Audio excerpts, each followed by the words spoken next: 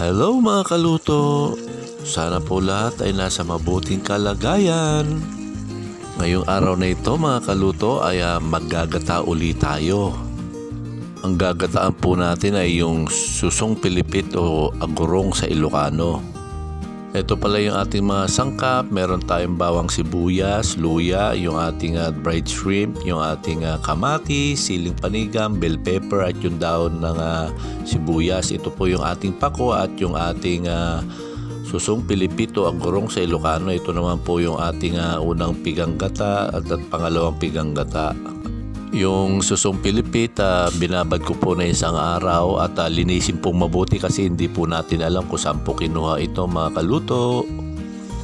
Hindi ko na po nakuhanan ng camera o video yung aking pag-i-slice ng mga ricado dahil po sa may naglalaba po doon sa aking harap ng mesa. At sipag-sipagan siya at makikita nyo po siya ngayon.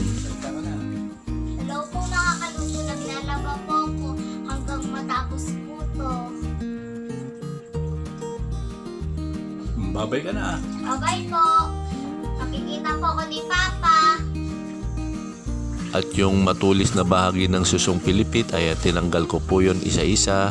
At maglalagay din po tayo ng powdered paminta. At ang ginamit ko pong pampaalat ay onting asin lang po mga kaluto. Hali kayo't samahan nyo na akong lutuin ito.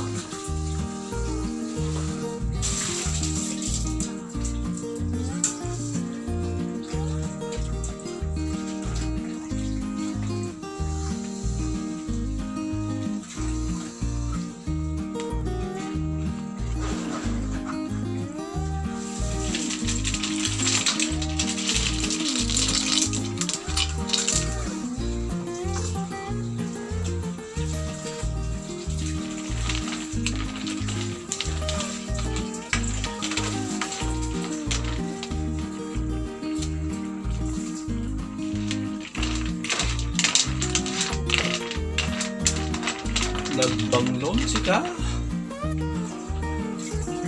Lagay na natin ang pako.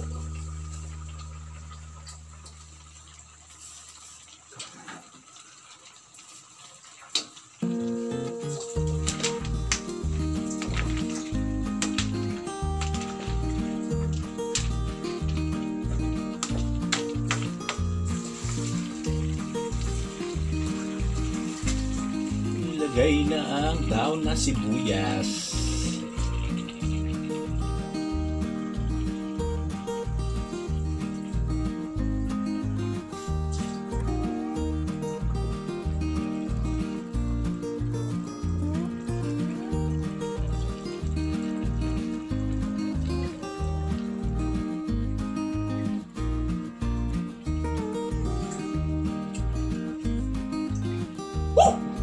Damis na talaga, Rudy.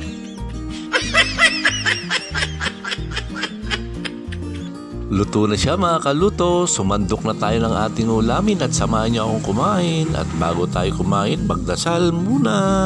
Salamat naman sa pagkain ito. Naway siya muling kalakasan ko, Panginoon. And Lord God, thank you so much, Lord, for all the blessing na ibinibigay mo sa amin. Yung pangalaga mo sa aming kalusugan, Lord God. At dalahin ko, Panginoon, na ingatan ko po kami lahat. In Jesus' name we pray. Amen. Tayo, Durapsa!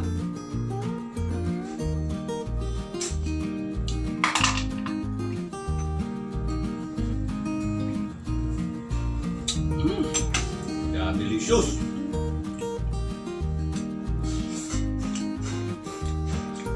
Ay kayo, sumulto pa.